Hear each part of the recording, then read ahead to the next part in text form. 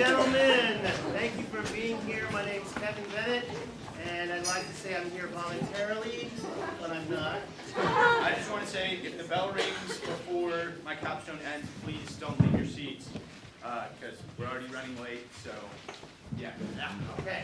I want to welcome you to the end of the Is It Because I'm Brown tour.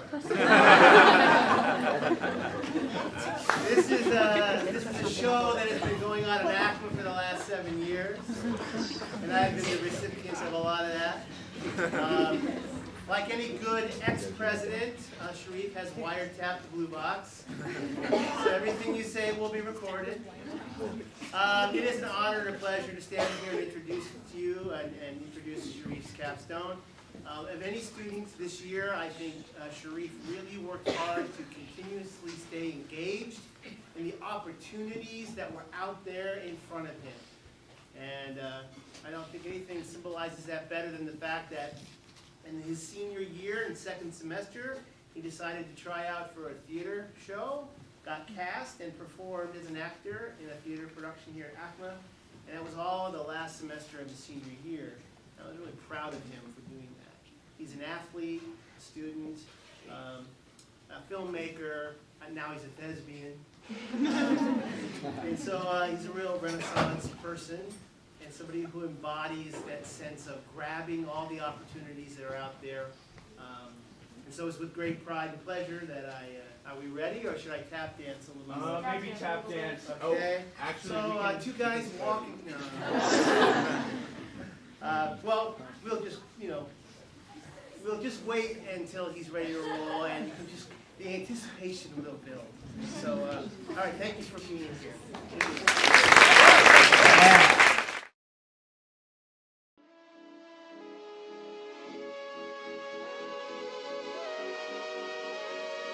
Hi, my name is Sharif Acheksai Platt.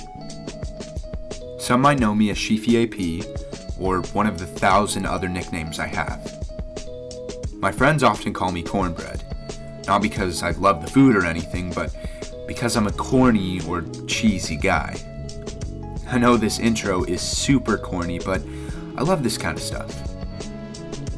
Don't get me wrong, I love serious stuff as well, but something about the cheese fills me with joy. Anyways, I'm an Afghan, Colombian, black, 17-year-old kid that gets asked if I'm Indian way too much.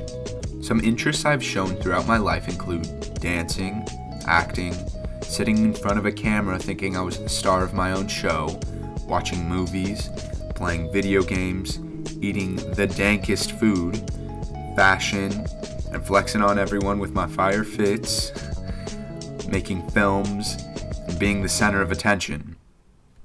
As you can see, that hasn't changed much.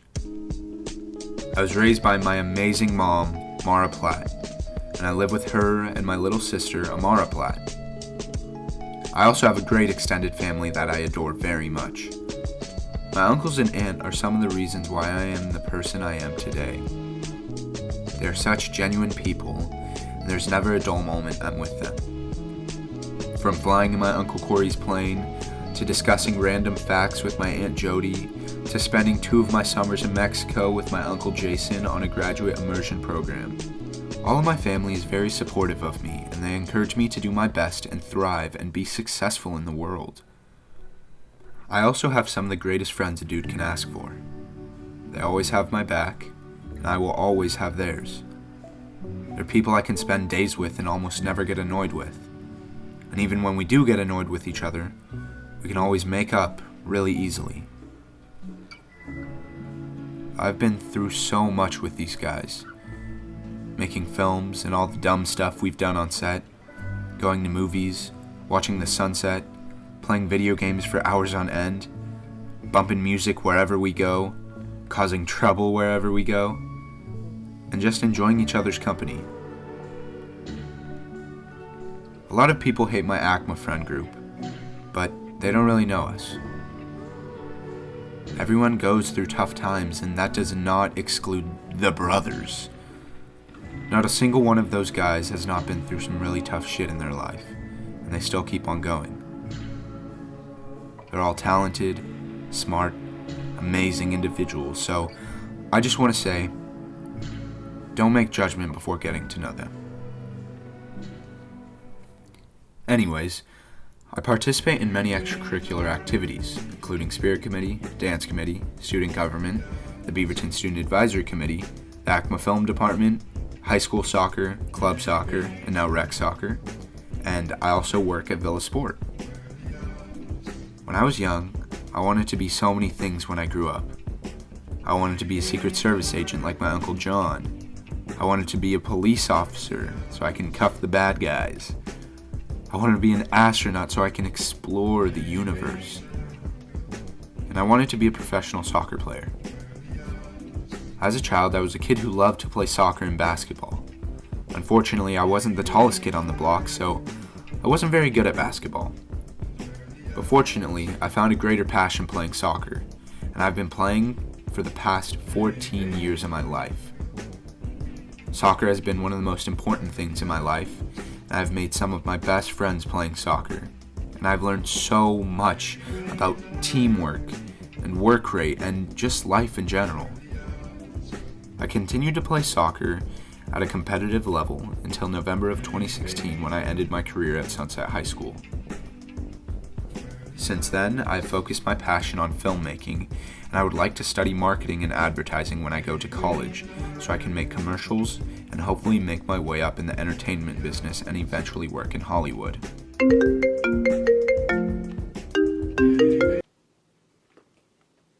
Hello? Yeah, what's up? Okay, yeah, I'll be right there. Excuse me for a moment.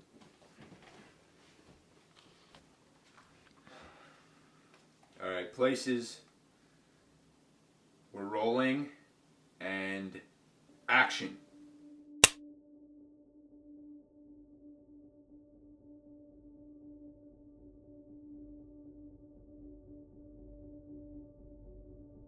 Look in the mirror. Do you see that person standing there? Yeah? Well, that person is you. And you have a story. We all do. But we all have our own stories.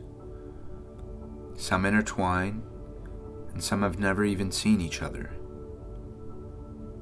But nobody knows your entire story besides, well, you. All of our stories have a start, and they eventually have an end. However, what is interesting is we will have no recollection of those two moments in time. We only know the in-betweens. So maybe that's what we need to focus on. The in-betweens. How do we make them good or successful? How do we learn? How do we find happiness? How do we interact with others? Well, everyone chooses their own path. And the chances of you having the exact same path as someone else are 0 to none. It can be really intriguing to learn and listen to other people's stories about their paths. But we don't know if that's the full story, or even the real story. We can look around and think we know certain people, but in reality we don't. No one knows what's going on inside your head and why you truly make the decisions that you do. I guess that's what makes us all unique in our own way.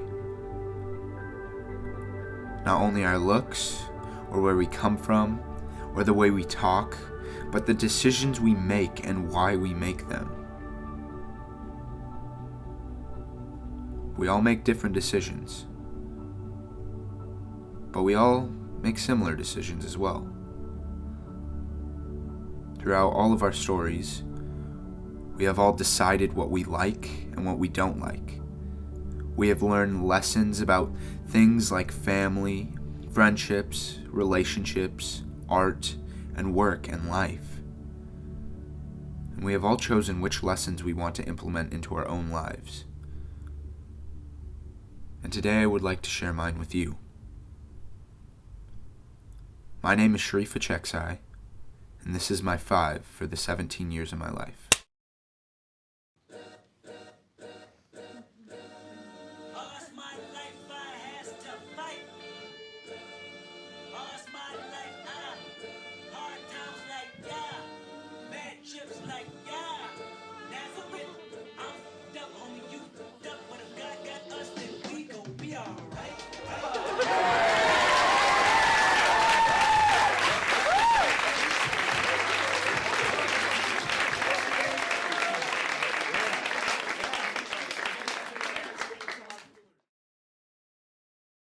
So my mom told me about this one time when I was in preschool. I had this sick Spider-Man toy, and it would stick to the wall and bend around.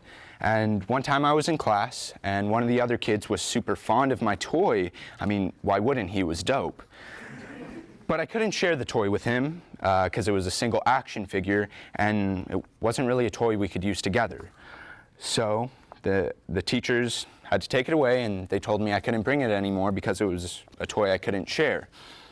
So the next day, little boy Sharif goes walking into the class with his little backpack and Ziploc baggie of Fruit Loops. I guess after that day of not being able to share, I thought I'd make a change. So I went around the room and gave 1 or 2 Fruit Loops to all of my classmates, and by the time I got to the last kid, there was one left. I'm not really sure how it went from here, but it was probably something about me debating whether or not to give him the Fruit Loop, but I knew that it was the right thing to do, so I gave him the last Fruit Loop and there was none left for me. But I was okay with that, because I knew that I was able to share and maybe put a smile on someone else's face, and all that was worth it to me. I think this is a point in my life where I learned that you should be kind and willing to work and share with everyone, and when doing so, it can make me feel good to make others feel good. Although that sounds very selfish, it is, but for good reasons. Anyways, over the past 17, almost 18 years of my life, I've learned many different life lessons that have helped me get to where I am today. So before I truly start this capstone, let me start off by saying thank you all for coming. I know some of you may know me very well, and some of you may not know me at all, and that's okay. So I'm not standing here to talk about my time at ACMA, or to talk about my likes and my wants. I'm not standing here to show you all the films, photos, dances, and acting performances I've done. I'm standing here to explain to you all what I've learned in my 17 years of life. The knowledge I've received from making those films, playing sports, working, and all the other extracurricular activities I participate in. I know that sounds weird, a 17-year-old kid telling me about life. All right, buddy. But I'd say I've learned a lot. And I know that there is so much more for me to learn. Throughout my successes and my failures, I've learned so much, but I only have so much time to share everything today. So I'm going to share 5 lessons with you. These lessons have gotten me to the place I am today, and I know they will help me succeed in my future. So my first lesson is kind of cheating because I'm putting 2 into 1, and it's the KC. Oh, there we go. Okay. So, the first day I stepped into the halls of the school, I didn't know where to go or what to do because I didn't shadow, I just showed up here. But this little kid with spiky hair, a baggy shirt, and basketball shorts came up to me and he said, "Hey, I'm Andrew." And he gave me like a little bro handshake. And I said, "Hey, I'm Sharif." And I looked over at my mom and I smiled. He said, "The principal said a bunch of 6th graders should be meeting in the library." So I responded with an okay, said goodbye to my mom, and followed him there. Andrew Robles will never understand how his action of coming up to me and saying hello that day has impacted me because he no longer attends the school. But his simple act of kindness and friendliness made my day and my first experience at ACMA the most positive experience someone can have. I automatically felt comfortable and I was excited to have my rest of the year at ACMA. Later on that day, I was in dance class, and I saw this white, skinny, nerdy-looking kid wearing a shirt that had sports on it, so I knew we had something in common. So I approached him and said I liked his shirt, and I asked if he played sports. He said he played lacrosse and basketball, and from there on, we began to talk about sports and how we enjoyed them. That kid is Dexter Barney. And to this day, he is still a good friend of mine and is a part of the same friend group. And I'm not sure I would have been comfortable enough to say hello if Andrew never approached me that day. I think this story is a perfect example of my first lesson, and that's kindness. Kindness is one of the most important things we can do as human beings because there's just too much hate in the world, and we need to extinguish it all with love and kindness. When you're kind to someone, it can create a domino effect and lead to other people affecting others in a positive way. And it may even lead to making friendships that will last a lifetime. Some might ask, what's the point of being nice to other people? How does that benefit me? Well, there is a selfish aspect to it, like I said. Treating others kindly means that they will mostly treat you kindly. And I know a majority of us would like to be treated with kindness. I also know that making others feel good can make you feel good. It heats up that warm feeling you get in your stomach when you're happy. And when you're nice to others, you can meet so many new people and they can help you out and on different projects and introduce you to new people. And that's the K, so that's the K in this lesson, kindness. And the C is connections.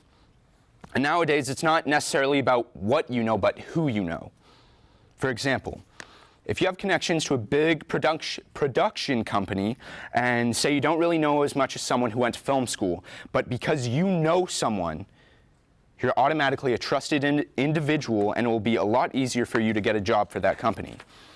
Also, the more work you do, the more connections you will get. It's as simple as me making a film for someone who then posts it on their social media, and one of their friends or followers may see that and wants me to do work for them. With opportunities like that, I try to make and do as much work as possible. Recently, I've been working on a few different projects, one for our district's film festival, Signal to Noise, another for the Beaverton School District regarding the Standard Response Protocol, and the Hillsborough Chamber of Commerce about the new collaboratory in the Hillsborough Public Library. I've gotten opportunities like this because I got connected through other people, and due to my positive experiences with them, they're willing to put my name out there because they know I will do a good job and I won't hurt their reputation. The meanest thing someone can say to you in a workplace, in my opinion, is that they don't like you or want to work with you because you're a bad worker. A lot of people are thought of this way because they're either lazy, rude, or just not cooperative. Sometimes when Bennett is mad at me, he says I'm on the black list or the bad list or the naughty list, which just makes me even more mad.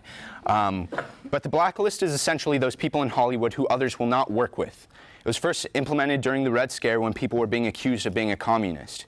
Nowadays, it's just people with poor attitudes or bad work rates. I myself try to always be a hardworking, nice, easygoing guy, and it can be really hard depending on who I'm working with, but I do it because I know it's nearly impossible for me to make it big without making connections.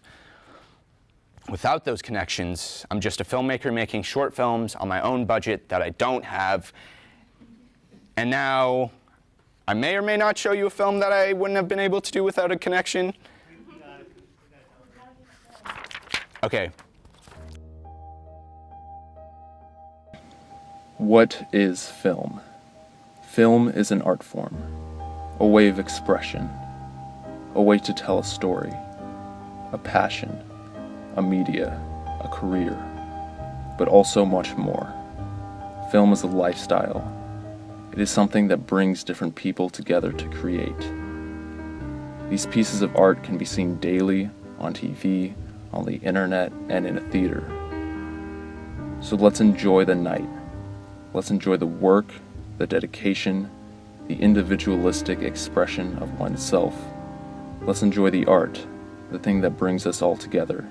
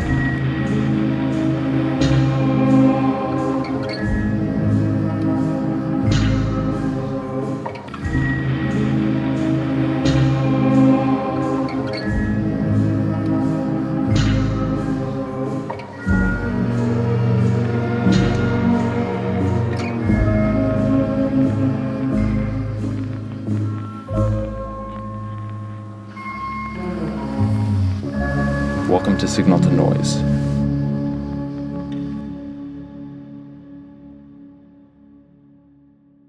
In the summers of 2014 and 2015, I traveled to Mexico, where I spent my time working as an intern for my uncle at Alliant University.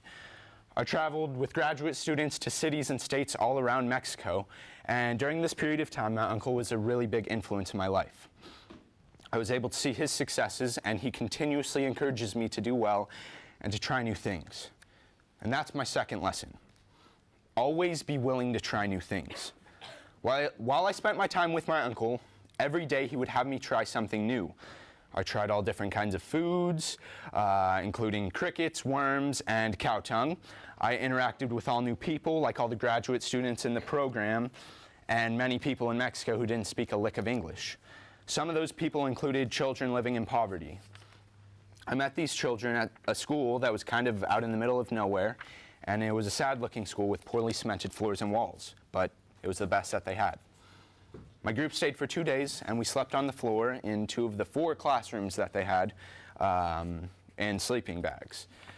I personally spent a fair amount of time playing soccer and interacting with the kids, and when we brought out the cheap $5 soccer balls you could get at Target, the faces that lit up were priceless. I couldn't believe how happy they were to just have a ball, because previously they were playing with a can. After seeing this, I decided I would make a change in my own community and give back.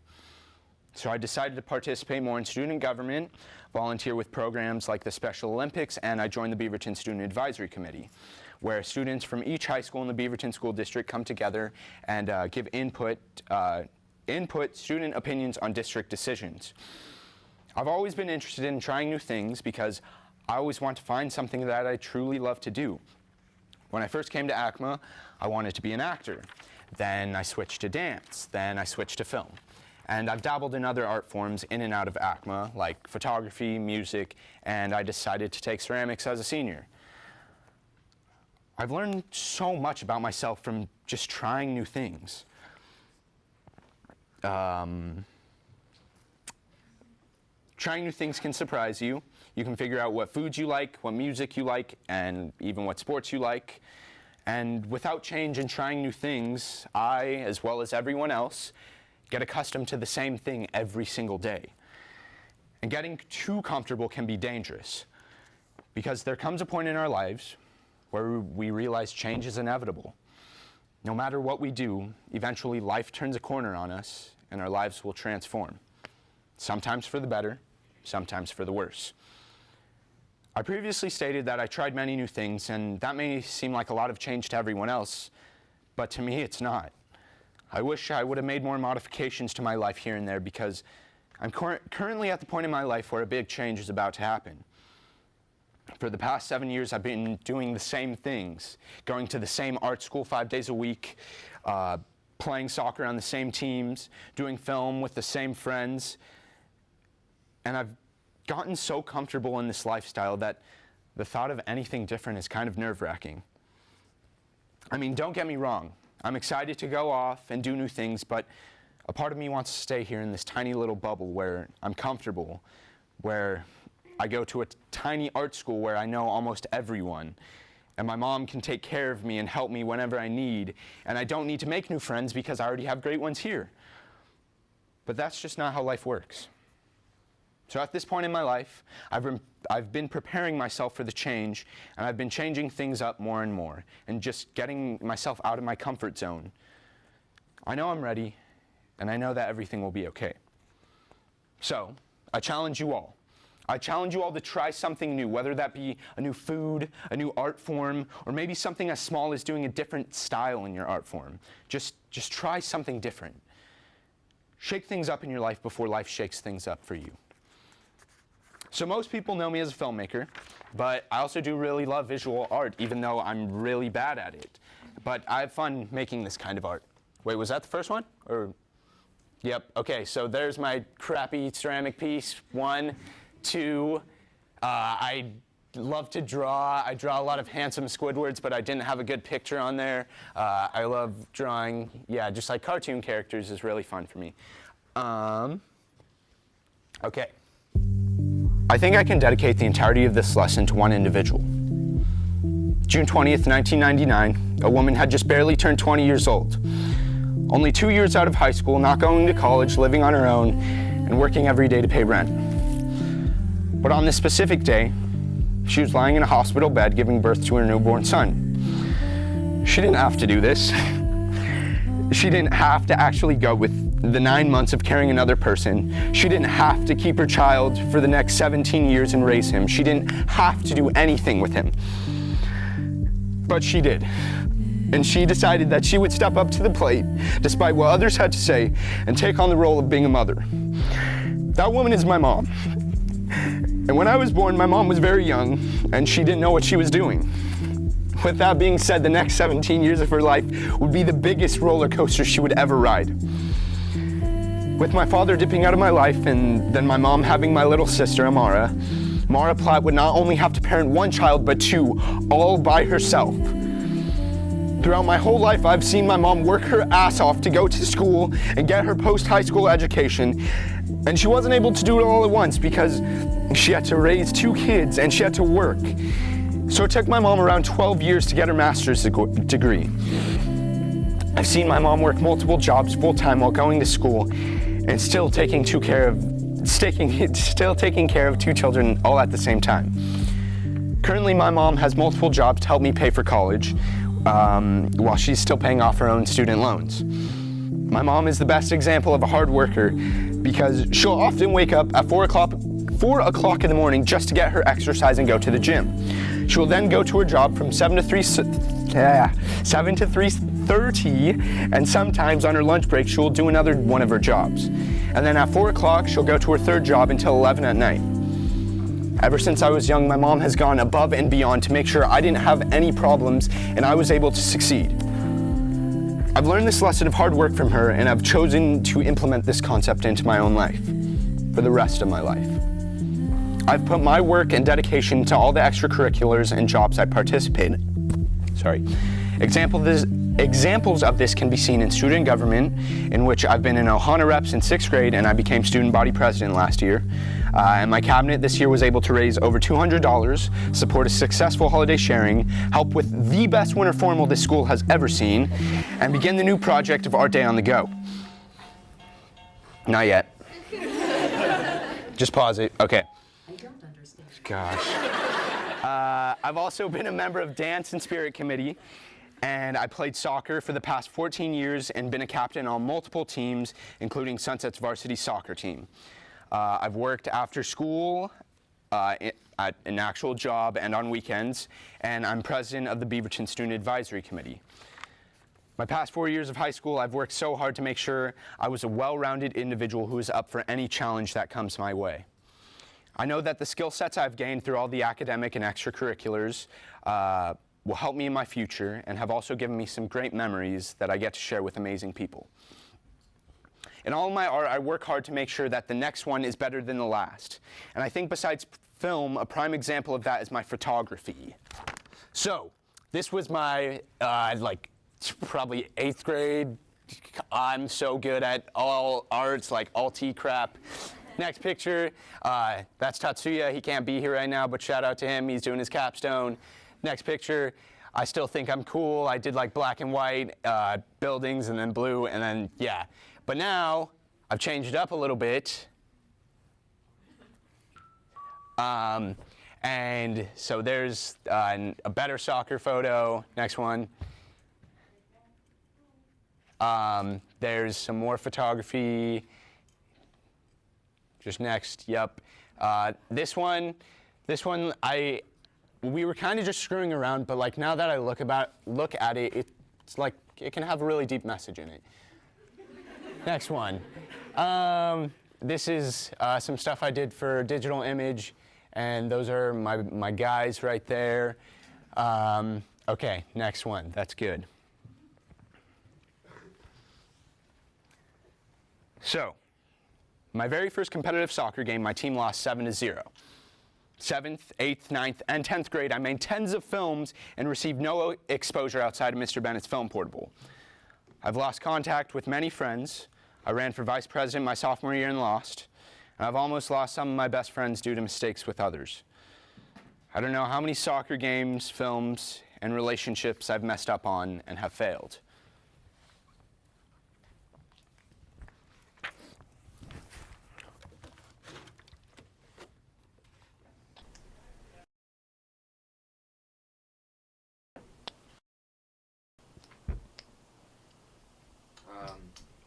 I call.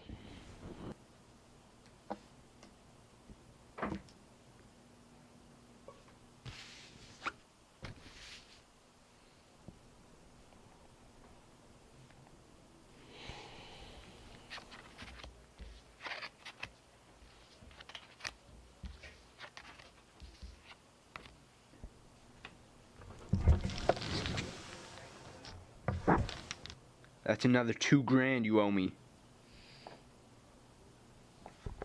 What? No, Matt, please, please, no, no, no, no, no, no.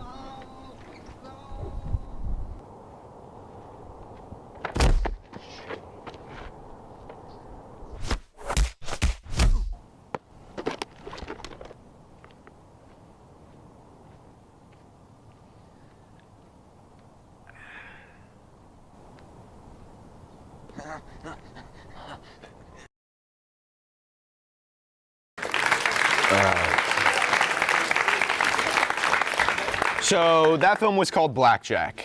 That film is really important to me because my freshman year we were assigned to make a film off this reading we got from Monty Python, where in the end the guy gets both of his arms cut off. And so we came up with the idea of making Blackjack. You wouldn't know it, but this film took us about like 4 weeks to make. This is due to the fact that when we first started filming, we set up the control room in Mr. Bennett's portable to make sure like all the chips looked good, all the lighting was good, and we made sure everything looked like a busted underground gambling ring, or what we thought looked like. And it took us about 1 hour and 15 minutes to actually clear out the room and set all of that up. So that day we only got like 10 to 15 minutes of actual film time. The next day we came back and the room was a mess. The chips were all spread out, the lights were gone, and so we had to reset up the room, and it took a long time again.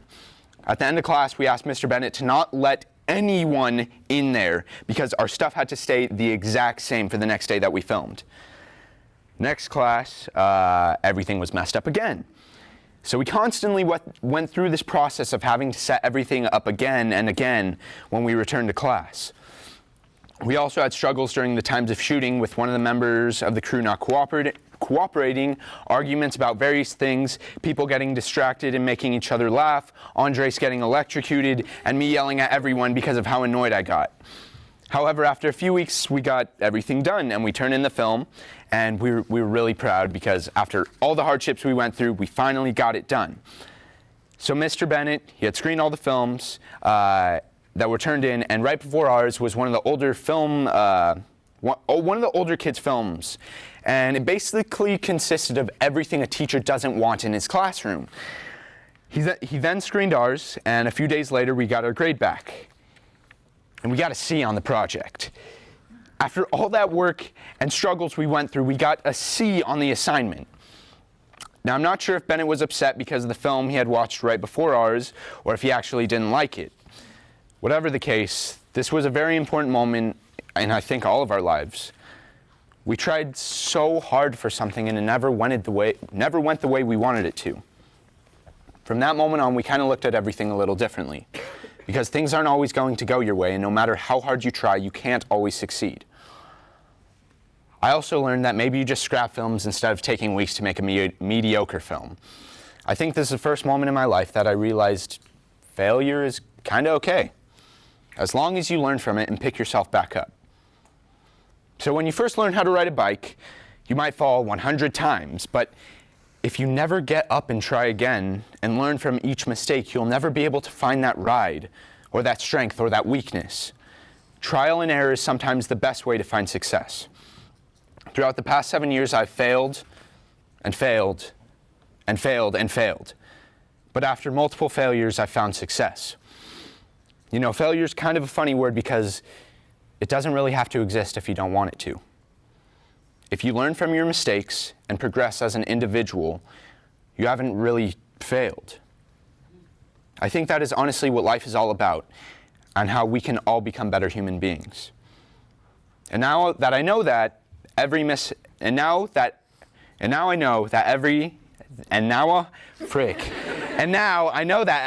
every mishap I learn, and I am able to use that knowledge and experience to improve my decisions in the future. With that soccer team, nearly a year after that first 7-0 loss, we were the best team in the state of Oregon. My junior and senior year, I've received a lot of positive feedback, constructive criticism, and exposure on multiple different films inside and outside of ACMA. On the topic of relationships, I have the most supporting family in the world, and I have some great friends and 2 solid groups of friends, one group that exists in and out of the halls of ACMA, and the other strictly outside of ACMA. Music, yep, okay.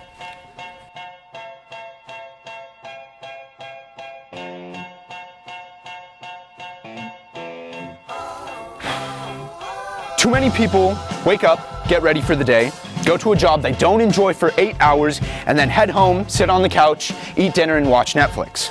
Then they go to bed and repeat this 5 days a week. There we go. Too many people are spending their time not doing things they love and just finding ways to pass by. As my character in The Children's Hour, Joseph Cardin, says, "That's fun for some people, but not for me." In my opinion, there is no point in doing something you hate for the rest of your life. My happiness is way too important. Over the past 4 years, I've continuously heard both sides to this statement. A lot of people will say that all they want in life is to be wealthy and have a lot of money and things like a big house and multiple cars and a bunch of different materialistic possessions. But I don't think that is how one can measure wealth. There's so much more. Personally, I know I've made it when I have something to leave, and I've made a legacy, something people will remember me for even when I'm dead, something that makes people happy to think about. I see too many people striving to just make money when they should be striving for so much more. People should be aiming to become something they love to do, and then if you put in the work, the money will come along the way. Although sometimes doing what you love isn't always an option. Some people are going to have to raise a family and work their asses off putting a roof over their heads and putting food on the table. But sometimes those people you are supporting are what brings you happiness. At least I hope it's that way, especially for my mom. Even if you work during the day and do something you love in the afternoon or at night, just finding that thing that makes you happy is what everyone needs in their life. Without that thing or that person that brings us joy, we'd all be very sad people. So we have to find what we love and push ourselves to do great in that field. We can bring ourselves up while bringing those around us up. We can radiate positive energy, positive, happy energy to all of our friends and family. So take that into consideration when you apply for your next job or participate in that next extracurricular or make that next art piece or anything. So, I know a lot of you may not remember all of this, and that's okay, because this wasn't even necessarily for you. This capstone was for my mom to show her everything I learned, and that she doesn't need to worry about me leaving the nest, because like that intro song by Kendrick Lamar, we're gonna be all right. This capstone is also a checkpoint in my life, a time I could evaluate myself, my decisions, and my goals I have for my future. And some of you may be wondering, what are my goals for my future? So on my short-term to-do or goals list is to attend the University of Oregon and get my college education. I hope to pursue a major in journalism and focus in advertising and minor in media studies. I will be attending the University of Oregon with some of my closest friends. And on my medium-term goals, I'm hoping to pursue a career in the advertising industry and work for a company that advocates for healthy lifestyles. And on my long-term goals, I hope to network around to be able to become a director in Hollywood and create films that speak about oppression and tell the stories that people haven't truly heard yet. After all of this, I ask each and every one of you to be kind to someone, to connect with someone, to try something new, to work hard, to fail, and most importantly, I ask you to do what makes you happy. Thank you all for coming. I thought that I was dreaming when you said you loved me. The start of nothing, I had no chance to prepare, I couldn't see you coming. The start of nothing, ooh, I could hate you now. It's quite alright to hate me now. When we both know that deep down, the feeling still deep down is good. If I could see through walls, I could see it faking. If you could see my thoughts, you would see our faces. Safe in my rental, like an army truck back then. We didn't give a fuck back then. I ain't a kid no more. We'll never be those kids again. We drive the six, had the X6 back then. Back then, no matter what I did, my waves wouldn't dip back then. Everything sucked back then, we were friends. I thought that I was dreaming when you said you loved me. The start of nothing, I had no chance to prepare, I couldn't see you coming. The start of nothing.